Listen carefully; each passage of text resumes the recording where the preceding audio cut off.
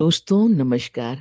हमने शुरू किया है 111 सखी कथाएँ और आज जैसा कि हमने बताया है ये सब कहानियाँ असली हैं, सखी केंद्र की नज़र से गुज़री हैं और हमने उनको नज़दीक से उनके जीवन को देखा है। तो आज शुरू कर रहे हैं कहानी नंबर 1। खबरदार, आज से मुझे सासू माँ मत कहना। अगर मैं आपसे पूछूं, क्या एक सास अपनी बहू के लिए अपने बेटे के खिलाफ खड़ी हो सकती है? शायद आपका जवाब होगा नहीं। लेकिन आज मैं आपको ऐसी ही कहानी सुनाने जा रही हूँ जिसने मुझे सिखाया कि रिश्ते खून से नहीं, चरित्र से बनते हैं और कभी-कभी एक स्त्री दूसरी स्त्री का हाथ पकड़कर पूरी पीढ़ी का भविष्य बदल देती है। वह जुलाई की उमस भरी दोपहर थी। सखी केंद्र का कार्यालय हमेशा की तरह भरा हुआ था। किसी की आंखों में आंसू थे, किसी के चेहरे पे डर।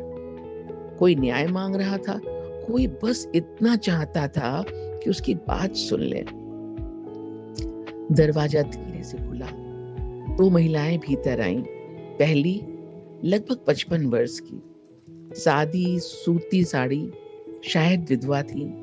माथे पर हल्की सी छोटी सी काली बिंदी, चेहरे पर एक शिक्षिका की गरिमा, लेकिन आंखों में थकन जो वर्षों से रोती हुई आत्मा में उतर आती है। उनके पीछे एक 22 साल की लड़की, दुबली पतली, चेहरा पीला, आंखें सूजी हुई। वह लगातार अपनी चुन्नी का किनारा मसल रही थी।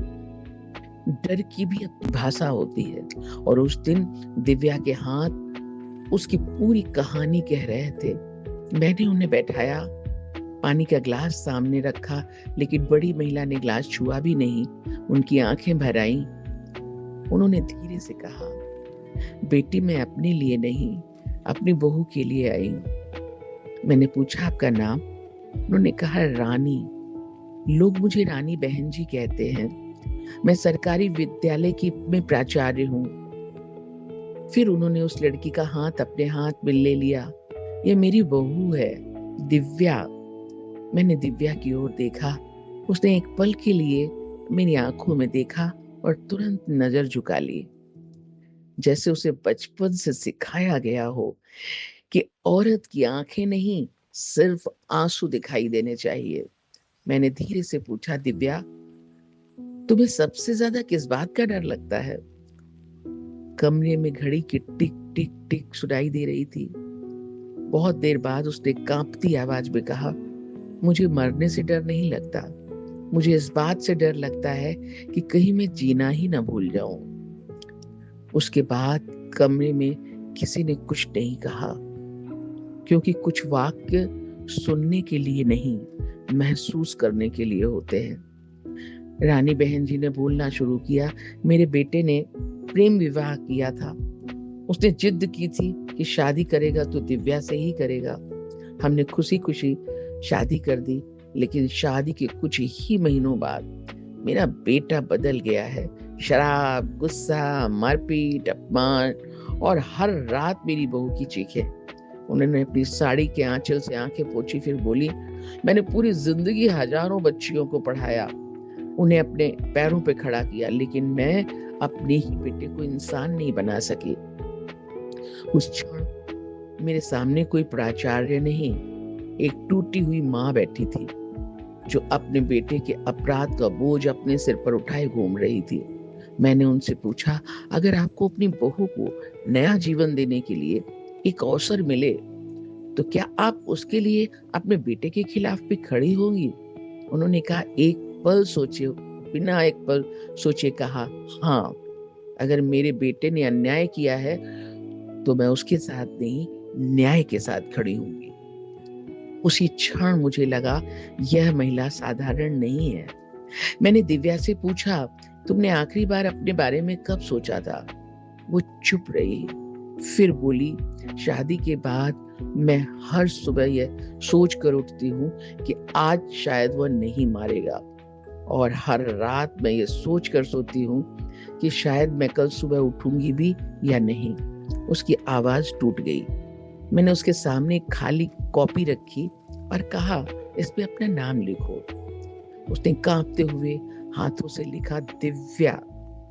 मैंने मुस्कुरा कर कहा, आज से यही तुम्हारी नई शुरुआत है। लेकिन नई शुरुआत आसान नहीं होती। समाज बोला तलाक दे दो, रिश्तेदार बोले इतनी बदनाम लड़की को कौन संभालेगा। कुछ लोगों ने रानी बहन जी से कहा, बहू के लिए बेटा छोड़ दोगी। उन्होंने केवल एक वाक्य कहा, मैं बेटा नहीं छोड़ रही, मैं अन्याय छोड़ रही हूँ। दिन बीतते गए। दिव्या ने फिर से पढ़ाई शुरू की। कई बार किताबों पर आंसू गिरते, कई बार लगता अब नहीं होगा। एक रात उसने किताब बंद कर दी और बोली, माँ मैं हार गई। रानी बहन जी उसके पास बैठी, उसके बाल सहलाए और बोली, बेटी परीक्षा किताब की नहीं, परीक्षा जिंदगी की है, और इस परीक्षा में मैं तुम्हें फेल नहीं होने दूंगी। कुछ महीनों बाद रानी बहन जी मुझे फिर मिलने आई। बहुत देर तक चुप बैठी रही, फिर धीरे से बोली, अगर मैं कल ना रहूं तो इसका क्या होगा। मैंने मुस्कुरा कर कहा, आपने पूरी जिंदगी बच्चियों को पढ़ाया है ना। उन्होंने कहा, हाँ। मैंने कहा, तो फिर एक बच्ची को और पढ़ा दीजिए। कमरे में सन्नाटा छा गया। रानी बहन जी धीरे धीरे उठी। उन्होंने दिव्या का हाथ अपने हाथ में लिया, उसके माथे से बाल हटाए, आंसू पोंछे। कुछ पल तक उसे देखती रही, फिर इतिहास ने एक नया वाक्य लिखा। उन्होंने कहा, खबरदार, आज से मुझे सासू माँ मत कहना। दिव्या ने हैरानी से उनकी तरफ देखा। रानी बहन जी की आवाज भर्रा गई, लेकिन शब्द अटल थे। आज से मैं तुम्हारी गुरु हूं। मैं तुम्हें केवल जीना सिखाऊंगी। मैं तुम्हें इतना मजबूत बनाऊंगी कि एक दिन तुम किसी दूसरी औरत का हाथ पकड़ सको। उस दिन एक रिश्ता समाप्त नहीं हुआ, एक नया रिश्ता जन्मा। सास और बहू का नहीं, गुरु और शिष्या का। साल बीत गए। दिव्या ने इंटर पास किया, बीए किया, सरकारी विद्यालय में अध्यापिका बनी।